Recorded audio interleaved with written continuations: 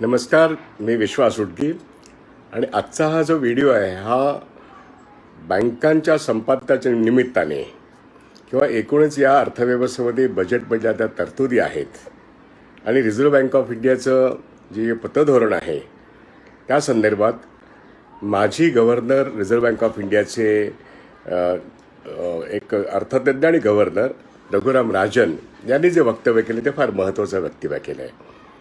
आणि ते वक्तव्य असे की भारत सरकारने आता राष्ट्रीयकृत बँकांच्या विक्रीचं जो धोरण जे ठरवलेलं आहे याबाबत त्यांनी असं विधान केलेलं आहे की या देशातल्या कॉर्पोरेट कंपन्यांना बँका देणं ही सर्वात मोठी चूक ठरेल. रघुराम राजन आपल्या सर्वांना माहिती आहेत की ते एक चांगले अर्थतज्ञ आहेत आणि अमेरिकेतल्या विद्यापीठातून ते अनेक वर्ष शिकवत आहेत आणि गव्हर्नर पदावरून पायउतार झाल्यानंतर त्यांनी पुन्हा प्राध्यापकी पत्करली. परंतु भारतीय अर्थव्यवस्थेच्या संदर्भामध्ये ते वारंवार सूचना करत असतात, अभ्यास तर करतच असतातच आणि ते जेव्हा मत व्यक्त करतात त्या मताला किंमत असते. विशेष करून आत्ता त्यांनी जे मत मांडलेलं आहे की कॉर्पोरेट कंपन्यांना बँकिंग लायसन्सेस देऊ नयेत, याचं काय कारण असेल? या मताशी आज बँक कर्मचाऱ्यांच्या संघटना जे संप करतायत ह्या निश्चितपणे आनंद व्यक्त करतील आणि त्यांना तिची मान्यता असेलच. तो बँकांच्या खाजगीकरणाविषयी रघुराम राजन हे फारसं चांगलं बोलत नाहीत. ते मात्र बँक कर्मचाऱ्यांच्या संघटनांना आवडणार नाही आणि आवडण्यासारखं नाही आहे. कारण रघुराम राजन जेव्हा भारत सरकारच्या एकूणच प्राईम मिनिस्टर्स ऑफिसमध्ये जेव्हा त्यांनी पाऊल ठेवलं, मॉन्टेक सिंग अहलुवालियाने त्यांना आमंत्रण देऊन त्या मोठ्या पदांवरती त्यांनी काम केलं आणि नंतर ते लगोलग काही वर्षातच रिझर्व्ह बँक ऑफ इंडियाचे गव्हर्नर म्हणून रुजू झाले.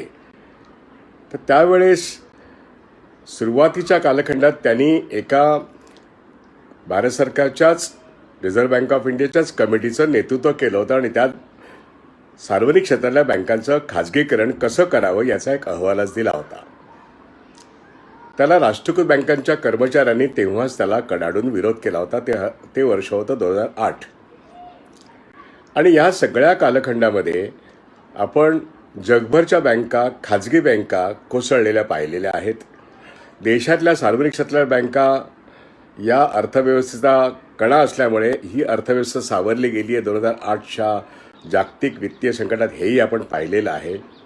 आणि हे सर्व जाणत असताना सुद्धा रघुराम राजन यांनी राष्ट्रीयकृत बँकांमध्ये जे 51% भारत सरकारची मालकी आहे ती खाली आणायला हरकत नाही आणि ती 26% असावी अशा तऱ्हेच्या शिफारसी दिलेल्या आहेत. आत्ता कॉर्पोरेट कंपन्यांना राष्ट्रीयकृत बँका विकू नका असं जेव्हा त्यांनी सल्ला दिला तो अत्यंत मोलाचा आहे आणि तो मोलाचा सल्ला हा त्यांचा पहिला सल्ला नाही आहे. कारण रिझर्व्ह बँक ऑफ इंडियाचे ते गव्हर्नर असताना त्यांनी हा सल्ला त्याच्या पूर्वासोरीने जो दिला आहे, अगदी doctor Manmohan Singh reserve bank of इंडियाचे गव्हर्नर असताना किंवा त्याही नंतर डॉक्टर व्ही वाय रेड्डी, विशेष करून डॉक्टर व्ही वाय रेड्डी, त्यानंतर सुब्बाराव हे सुद्धा त्याचे एक हे होते. पण तो उर्जित पटेल आल्यानंतर जो दबाव रिझर्व्ह बँक ऑफ इंडियावरती आला, रघुराम राजन गेले आणि उर्जित पटेल आले, या सगळ्या कालखंडामध्ये आपण हे बघितलं पाहिजे की आत्ता जी लायसेन्सिंग पॉलिसी भारत सरकारने आणि रिझर्व्ह बँक ऑफ इंडियाने नवीन बँकांचे लायसन्सेस कोणाला द्यावे तर कॉर्पोरेट कंपन्यांना द्यायला हरकत नाही असं म्हटलं आहे. मग या कॉर्पोरेट कंपन्या त्यांच्या डोळ्यापुढे कुठल्या आहेत तर कुठल्याही असू शकतात. त्याचं भागभांडवल किती असावं तर रिझर्व्ह बँक ऑफ इंडियाच्या आत्ता नवीन लायसन्सिंग पॉलिसीप्रमाणे 1000 कोटी रुपयाचं भागभांडवल असणारे कंपन्या या बँकांचं लायसन्स घ्यायला एलिजिबल आहेत. मग भारतातल्या अनेक अशा मोठे कॉर्पोरेट कंपन्या त्या आपल्या बँका सुरू करू शकतात अशी परिस्थिती निर्माण झालेली आहे. आणि त्या ठिकाणी पूर्वीची जी एक अट होती की त्यांचं जे काही ग्लोबल बॅलन्स शीट आहे ते त्याचं एक्सपोजर होऊ नये अशा पद्धतीने सर्वच कंपन्या काळजी घेतात. आणि पूर्वी रिझर्व्ह बँक ऑफ इंडियाची अट जी होती की त्यांचं संपूर्ण बॅलन्स शीटमध्ये उत्पन्नाचे स्रोत कुठून कुठून आहेत, कुठल्या देशातून आहेत आणि त्यांच्या सबसिडीचं उत्पन्न काय आहे त्याच्या सगळ्या तपशिलासहित त्यांनी रिझर्व्ह बँक ऑफ इंडियाकडे अर्ज करावेत. आणि त्याच्यामध्ये पूर्वीसुद्धा अनेक कंपन्यांनी अर्ज केले. त्यात टाटा होते, बिर्ला होते, LNT होते आणि त्यांनी आपले अर्ज मागे घेतले. त्यांनी अर्ज का मागे घेतले? कॉर्पोरेट कंपन्यांनी अर्ज का मागे घेतले? कारण त्याच्यामध्ये त्यांचं बहुतेक उत्पन्न हे विदेशी सबसिडीजमधून येत होतं आणि बऱ्याचशा प्रमाणात खरं सांगायचं तर ते मनी लॉन्ड्रिंगचा गेम होतं. त्याचं एक्सपोजर होऊ नये, रिझर्व्ह बँक ऑफ इंडियाकडे त्याची पारदर्शकता दिसू नये, ते लपलेलं झाकलेली मूठ 1.25 लाखाचीच राहावी असा त्या उद्योगपतींच्या घराण्यांचा प्रयत्न होता. म्हणून त्यांनी बँकेचं लायसन मिळवण्याचा नाद सोडून दिला. आणि म्हणून आपण हे बघूया की 1969 साली बँकांचं राष्ट्रीयकरण झाल्यानंतर 14 प्रमुख बँकांचं राष्ट्रीयकरण हे पहिल्या टप्प्यात झालं आणि इंदिरा गांधी पुन्हा दुसऱ्यांदा निवडून आल्या तेव्हा दुसऱ्या टप्प्यामध्ये 6 बँकांचं राष्ट्रीयकरण झालं. म्हणून एकूण 20 बँकांचं राष्ट्रीयकरण झालं 2 टप्प्यांमध्ये, म्हणून 20. आणि जेव्हा उदारीकरणाचं युग सुरू झालं 1991 नंतर, न्यू बँक ऑफ इंडियाचं बॅलन्स शीट हे अत्यंत फ्रॉड्युलंट पद्धतीने तयार केल्यामुळे त्या बँकेचं विलिनीकरण हे पंजाब नॅशनल बँकेत करावं लागलं. त्यामुळे एकूण ज्या 20 बँका होत्या त्यातल्या 19 राहिल्या राष्ट्रीयकृत. याच्या पलीकडे एक स्टेट बँक ऑफ इंडिया आणि त्याच्या 7 बँकाचा समूह आहे, तो 27 बँका होतात. आणि IDBI जर धरली तर 28 बँका होतात. आता 28 नाहीत, तर आता 27 बँका आहेत. आता या 27 बँकांपैकी आत्ताच्या घडीला आपण पाहतो की मोदी सरकारने, भाजप सरकारने त्या 12 बँका केलेल्या आहेत. IDBI बँक अजूनही वेगळी धरली तर 13 बँक म्हणू. या 12 बँकांपैकी 5 बँका आम्ही ठेवू आणि 7 बँका या आम्ही खाजगीकरणाच्या मार्गाने पुढे नेऊ असं म्हणत असताना ते मागच्याच वर्षी त्यांनी प्लॅन जाहीर केला. आणि आता त्यातली नावं जरी बदलली तरी 4 बँकांची विक्री आज नीती आयोग सांगते म्हणून ते करणार आहेत. आणि 5 चांगल्या बँका ज्या म्हटल्या त्यातल्या 5 चांगल्या बँकेतल्या 2 बँका या बजेटमध्ये त्यांनी विक्रीला काढल्या आहेत. त्याचा विरोध म्हणून आत्ता संप जोरदारपणे सुरू आहे आणि त्या संपाला 100% यश मिळालेलं आणि ते योग्य आहे.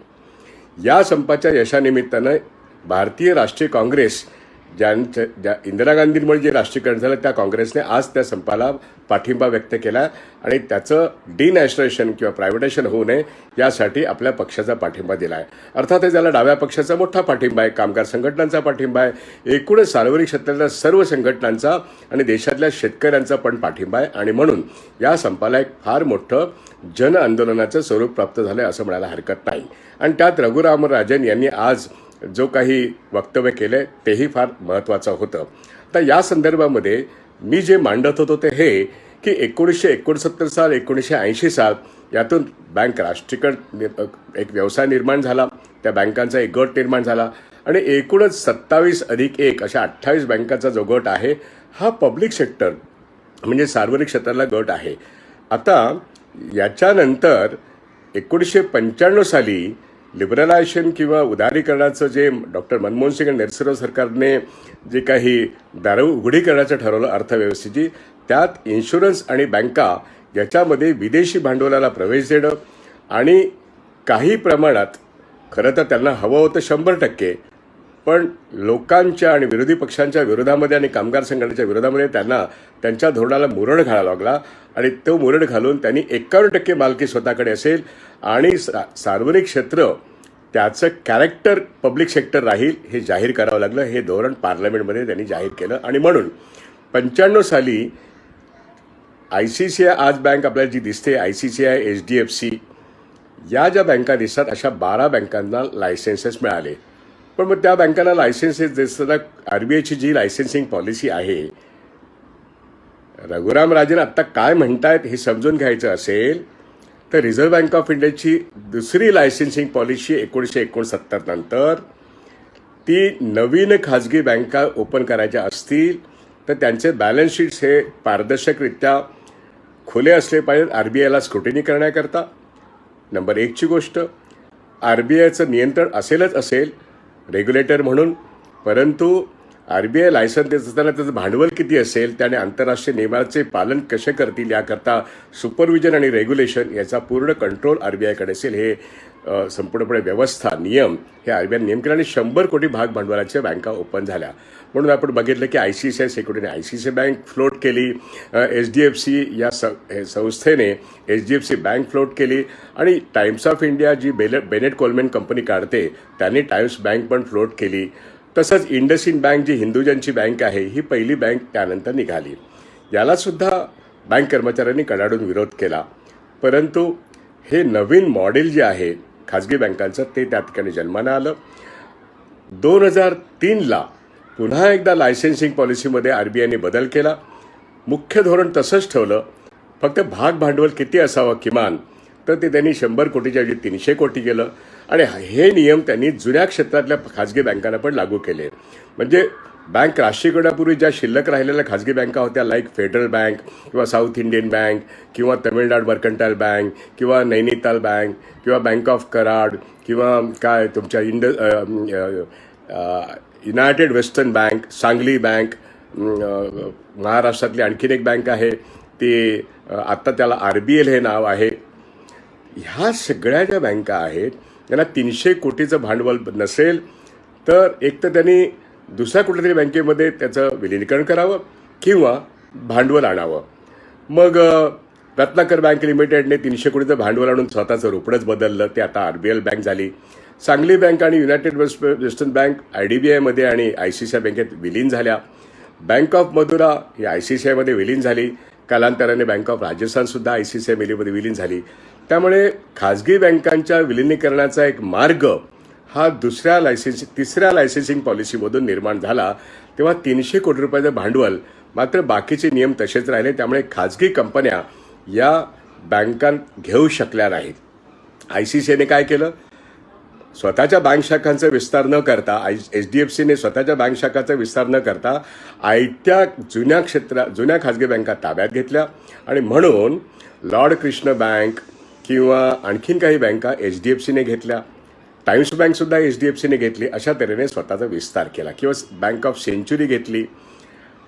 या सगळ्या बँका जर तुम्ही बघितल्यात तर 95ला 12 बँका निघाल्या, त्यातल्या 5 बँका संपल्या. त्यातली एक ग्लोबल ट्रस्ट बँक जी आहे ही शेवटी बुडीत खाती निघाली आणि ती ओरिएंटल बँक ऑफ कॉमर्सला 2006 साली सरकारने सांगितल्यामुळे गिळंकृत करावी लागली आणि नंतर ती आजारी पडली. हा वेगळा भाग आहे. परंतु 12 बँकांच्या 7च बँका शिल्लक राहिल्या आणि 2003 साली अजून 2 बँका जन्माला आल्या. त्यातली एक कोटक महिंद्रा आणि दुसरी ही येस बँक. या एका टप्प्यामध्ये 300 कोटीचं भाग भांडवल हा एक टप्पा होता. परंतु कॉर्पोरेट कंपन्यांना बँकिंग लायसन द्यायचं नाही हे रिझर्व्ह बँक ऑफ इंडियाने स्पष्टपणे धोरण स्वीकारलं होतं आणि ते त्यांनी पाळलेलं आहे. डॉक्टर सुब्बाराव गव्हर्नर असेपर्यंत हे अत्यंत तंतोतंत पाळण्यात आलं. त्यानंतर रघुराम राजन गव्हर्नर झाले. असा एक प्रयत्न झाला त्या काळात, पण त्यांनीसुद्धा पूर्वीची पॉलिसी बदलण्यास नकार दिला आणि एका परीने आत्ता ते जे विधान करतायत त्या विधानाशी ते प्रामाणिक राहून ते सांगतायत की कॉर्पोरेट कंपन्या भारतामध्ये त्यांचा जो काही व्यवहार आहे तो पूर्णतः पारदर्शक नाही आहेत. ते आपलं डिस्क्लोजर पूर्णपणे रिझर्व्ह बँक ऑफ इंडियाकडे करायला तयार नाही आहेत. विदेशी बँकासुद्धा करायला तयार नाहीत, कारण का संपूर्ण हर्षद मेहताच्या स्कॅमपासून ते आत्तापर्यंत गेल्या 30 वर्षात जेवढे स्कॅम झालेत त्याच्यामध्ये आणि 2008च्या काळामध्ये डेरिव्हेटिव्ह स्कॅममध्ये विदेशी बँका पूर्णपणे त्या चुकीच्या मार्गावर होत्या. कित्येक वेळा रिझर्व्ह बँक ऑफ इंडियाच्या कमिटीने त्यांना फाईन केलेले आहेत, दंड केलेले आहेत, पण त्याचे लायसेन्सेस कधी रद्द झालेले नाही आहेत. नुकतंच आपण येस बँकेने काय घोटाळे केले आहेत, आयसीआयसीआय बँकेने आणि एचडीएफसी बँकेने, त्यांच्यामध्ये अजूनही आरबीआयचं इन्स्पेक्शन आणि ऑडिट चालू आहे. इव्हन एचडीएफसीचं आयटी ऑडिटसुद्धा चालू आहे, कारण का अनेक अकाउंट्स जे बुडीत खाती जायला पाहिजेत, जे अकाउंट सप्रेस केलेत नॉन परफॉर्मिंग असेट म्हणून, त्यामुळे रिझर्व्ह बँक ऑफ इंडियाचं इन्स्पेक्शन चालू आहे. त्यामुळे विदेशी बँका असोत किंवा देशातल्या खाजगी बँका असोत याचं निरीक्षण आणि regulation reserve bank of India करते.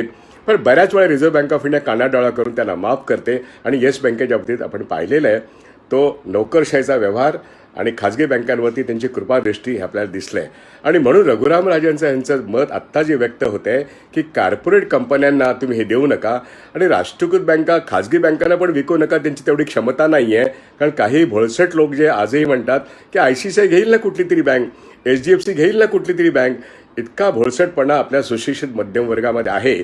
त्यांना एक सणसणीत चपराक रघुराम राजन यांच्या विधानाने आहे. आणि म्हणून रघुराम राजन यांच्या विधानाचा मागोवा घेताना एकूणच रिझर्व्ह बँक ऑफ इंडियाची लायसेन्सिंग पॉलिसी काय होती, काय आहे आणि त्याच्यामध्ये भाजप सरकार आल्यानंतर जो घातक बदल होतोय की संपूर्ण इकॉनॉमिक मॉडेल त्यांनी government has got no business to do business म्हणत आणि $5 ट्रिलियन इकॉनॉमी करण्याची घोषणा, $5 ट्रिलियन इकॉनॉमी करण्याची घोषणा करून कोणतीही तयारी नसताना आणि आडात नाही तर पोहरात कसं येईल असा जो यक्ष प्रश्न कोरोनाच्या आधीपासूनचा आहे. आणि आता तो सगळेच अर्थतज्ञ बोलतायत की तुमचे आकडे खोटं बोलतायत, तुम्ही खोटं बोलतायत आणि तुम्ही 5 ट्रिलियनची स्वप्न दाखवतायत.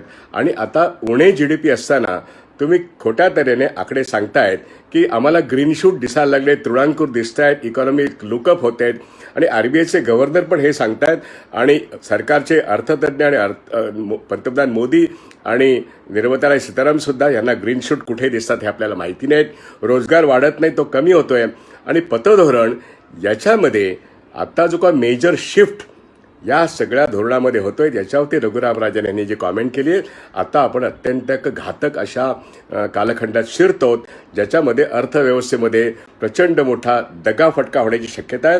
प्रचंड मोठी महागाई, प्रचंड मोठं बेरोजगारी, या सगळ्या प्रकारामध्ये ज्या कंपन्या स्वतःचं बॅलन्स शीट ताळेबंद पारदर्शक ठेवू शकत नाहीत आणि ज्यांची अवस्था दिसते त्याच्यापेक्षा फार वेगळी आणि बिकट आहे आणि विदेशी भांडवलाचा आज जेव्हा 74% प्रवेश इन्शुरन्स किंवा बँकांमध्ये होऊ पाहतोय त्यावेळेस ही जेव्हा रघुराम राजन यांची चिंता व्यक्त होते, त्यामुळे अर्थव्यवस्था ही गटांगळा खाण्याच्या अवस्थेत जाईल हे जे ते वारंवार सांगतायत त्याला ते पुन्हा पुन्हा पुष्टी देत आहेत.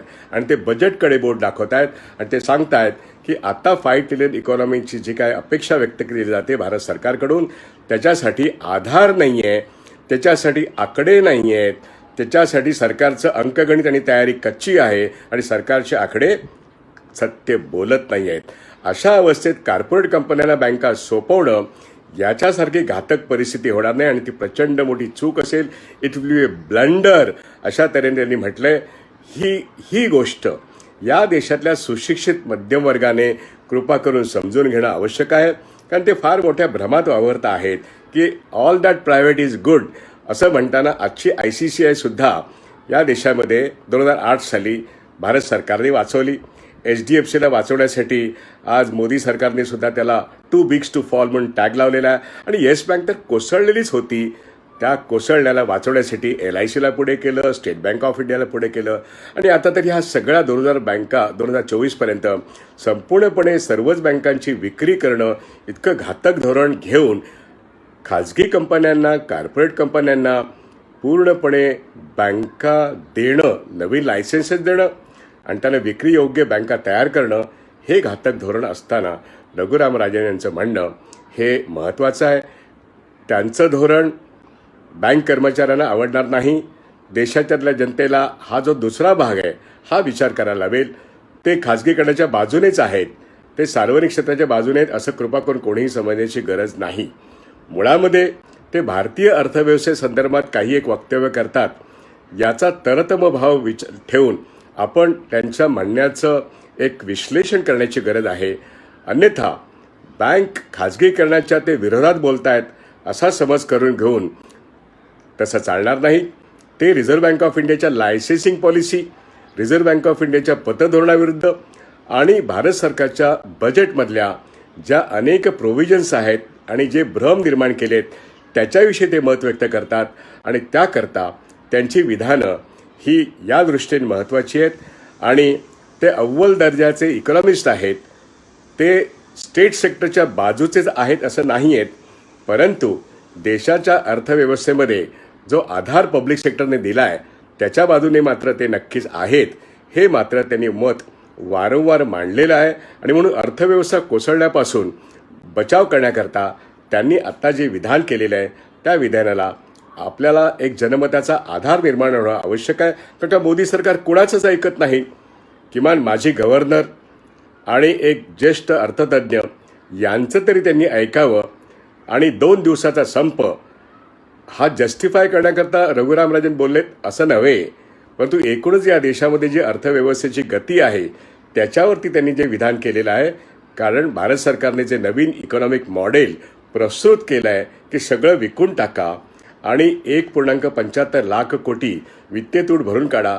त्याकरता एकूणच ॲसेटचं व्हॅल्युएशन सरकारने जे केलं 100 कंपन्यांचं ते मोजून मापून फक्त 2.5 लाख कोटी आहे. हे कोणी केलं? कोणाला हा अधिकार आहे? असं कुठे पार्लमेंटने मान्य केलेलं आहे? कोणता कायदा अमेंड केला आहे? सरकारची काही अकाउंटेबिलिटी जबाबदारी आहे किंवा नाही? रेल्वे कायदा न बदलता रेल्वे विकून टाकायची, बँकिंग कायदा न बदलता बँका विकून टाकायच्या, LIC कायदा न बदलता LIC विकून टाकायची. विदेशी भांडवल जे 74% LICमध्ये आलं. आजच एक अतिशय मिंटमध्ये खूप सुंदर लेख आलेला आहे आणि त्याच्यामध्ये जे सांगण्यात येते ते मला अनेक वर्ष सांगायचे आहे की विदेशी भांडवल जे येतं त्या भांडवलाला आपण काही संरक्षणात्मक तरतुदी आणणार आहोत किंवा नाही. कारण फॉरेन फायनान्शियल इन्स्टिट्यूशन आणि FDI या दोन्हीच्या मार्फत भांडवल वेगाने भारतात येतं आणि ते भांडवल भारतीय अर्थव्यवस्थेत फार मोठ्या प्रमाणात काम करतं. ते कधी सफेद पैशाच्या रूपाने काम करतं आणि ते बऱ्याच वेळा काळ्या पैशाच्या रूपाने पण काम करतं. याच्यावरती आपला काही कंट्रोल चेक भारत सरकारचा आहे का? कारण शंका येण्यासारखी परिस्थिती आहे आणि ते येतात आणि जातात. असा तो हॉट मनी आहे, तो मार्केटमधून येतो. त्यामुळे FDI जो 74% इन्शुरन्समध्ये किंवा बँकांमध्ये येईल त्यावेळेस त्याच्यावरती एक सुरक्षा कवच आहे की नाही, त्याची स्क्रुटिनी आहे की नाही, असा जो एक प्रश्न सातत्याने विचारला जातो. कारण आज फेसबुक काय किंवा गुगल काय, सौदी अरामको काय किंवा FDI मधून येणारा पैसा काय, याच्यावरती जर तुम्ही नियंत्रण ठेवलं नाही आणि त्याच्यामध्ये एक जो फायनान्शियल सिक्युरिटीचा मुद्दा आणला नाही. कारण चीनचं भांडवल आत्ता 25% भारतीय अर्थव्यवस्थेत आलेलं आहे. SDFCचं त्यांनी 1% शेअर 6 महिन्यापूर्वी घेतला आणि त्याची किंमत कित्येक करोडोमध्ये झाली. हे आकडे डोळे फिरवणारे आहेत. याचा अर्थ संधी मिळताच एकूणच भारतीय अर्थव्यवस्थेला काही बँका चीन ताब्यात घेऊ शकतं. त्यांनी एक छोटीशी बँक लक्ष्मी विलास बँक 2500 कोटीला विकत घेतली आणि 566 शाखांचं जाळं त्यांच्या हातात आलं. ती बँक ऑफ सिंगापूर किंवा डेव्हलपमेंट बँक ऑफ सिंगापूर ही चीनची आहे. चीन वेगळ्या मार्गाने पण भारतात प्रवेश करते, सरळ मार्गाने पण भारतात प्रवेश करते. त्यांच्या FDIवरती भारत सरकार आत्ता नियंत्रण आणू पाहतं. पण मग अमेरिकन भांडवल हे चांगलं आहे, जर्मन भांडवल चांगलं आहे असं म्हणायला स्कोप आहे का? आज प्रत्येक देशातील सरकारं ही विदेशी सरकार आहेत. आपण म्हटलं तरी विदेशी सरकारांच्या ज्या एजन्स्या असतात त्या एजन्स्या अनेक रूपाने अनेक कंपन्यांच्या रूपाने भारतात FDI गुंतवतात. मग ते वॉलमार्ट असेल, ते फेसबुक असेल, ते गुगल असेल, ते सौदी अरामको असेल. आपण भारतीय लोक या रूपात येणारं विदेशी भांडवल आणि त्याच्यामध्ये येणारी संरक्षण यंत्रणा, सर्व्हेलन्स यंत्रणा विदेशी देशांची, याच्याविषयी आपण जबाबदारीने काही बोलू शकतो का सध्या? त्याला नाही असं उत्तर आहे. आणि म्हणून केवळ चीनचंच भांडवल खतरनाक आहे असंच नव्हे, चीनच्याच FDIवरती आपण नियंत्रण ठेवलं पाहिजे असं नव्हे, तर बाहेरून येणाऱ्या प्रत्येक FDIवरती आणि FDI कुठे यावं आणि कुठे येऊ नये याच्यावरती आपलं नियंत्रण असलं पाहिजे. विशेष करून सेवा क्षेत्रामध्ये, डिफेन्स सेक्टरमध्ये ज्या तऱ्हेने FDI आत्ता आलंय आणि येऊ घातलंय ते देशाच्या संरक्षणाच्या दृष्टीने सीमेच्या पलीकडे जेवढ्या खतरनाक गोष्टी घडतायत त्या खतरनाक गोष्टी भारतीय अर्थव्यवस्थेमध्ये राजमार्गाने होऊ पाहतायत. म्हणून सध्याच्या अर्थव्यवस्थेवरती जी काही मल्लीनाथी डॉक्टर रघुरामन सारखे लोक करतायत किंवा अनेक ज्येष्ठ अर्थतज्ज्ञ करतायत त्याकडे सरकारने जर कानाडोळा केला तर सामान्य भारतीय जनतेचे पैसे हे असुरक्षित होतील. अर्थव्यवस्था ही अधिक असुरक्षित होईल. कारण त्याच्यावरचा कंट्रोल जो आहे तो या देशाच्या सरकारचा काही काळानंतर असणारच नाही. अशा तऱ्हेच्या गोष्टी घडतायत आणि म्हणून रघुराम राजन यांनी जे वक्तव्य केलंय त्याचा हा जो भाग आहे की कॉर्पोरेट कंपन्यांना बँका विकणं ही फायनान्शियल सेक्टरमधली एक अस्थिरता निर्माण करणारी गोष्ट ठरेल. ही गोष्ट जशी बँकांची, तशीच ती जनरल इन्शुरन्सची, तशीच ती लाईफ इन्शुरन्सची आहे. अर्थात पब्लिक सेक्टरमध्ये, डिफेन्स सेक्टरच्या बाबतीत, स्टील सेक्टरच्या बाबतीत, कोल सेक्टरच्या बाबतीत आणि अर्थात ऑइल सेक्टरच्या बाबतीत सौदी अरामकोला BPCL विकणं ही अत्यंत असुरक्षित घटना होऊ घातलेली आहे. आणि म्हणून त्या संदर्भात नाणारच्या प्रश्नाकडे पण आपण सर्वांनी बघावं एवढी नम्र सूचना करून रघुराम राजन यांनी जे वक्तव्य केलंय त्यांच्या खाजगीकरणाच्या धोरणाला आपला विरोध असला पाहिजे, परंतु त्यांनी भारतीय बँकिंग व्यवस्थेमध्ये लायसेन्सिंग पॉलिसी RBIची काय असावी याच्याविषयी जे मत व्यक्त केलं आहे आणि भारतीय बजेट जे घडलेलं आहे त्यातल्या तरतुदींविषयी जे मत व्यक्त केले ते मत अत्यंत महत्त्वाचं आहे आणि त्याबद्दल त्यांचं आपण स्वागत केलं पाहिजे. एवढं या ठिकाणी म्हणणं आवश्यक आहे आणि म्हणून हा व्हिडिओ एक विश्लेषणाचा भाग म्हणून मी आपल्यापुढे मांडलेला आहे. आपण तो शांतपणे ऐकावा, आवडला तर प्रसार करावा. कारण आत्ता सर्वांनीच डोळे उघडे ठेवून, कान उघडे ठेवून विचार करण्याची गोष्ट आहे. आंधळेपणाने व्यवहार करू नका, नाहीतर आत्मनिर्भर व्यवस्था ही पारतंत्र्य व्हायला वेळ लागणार नाही. धन्यवाद. इथेच थांबतो आणि विचार करा आणि कामाला लागा एवढंच या ठिकाणी सांगू इच्छितो. धन्यवाद.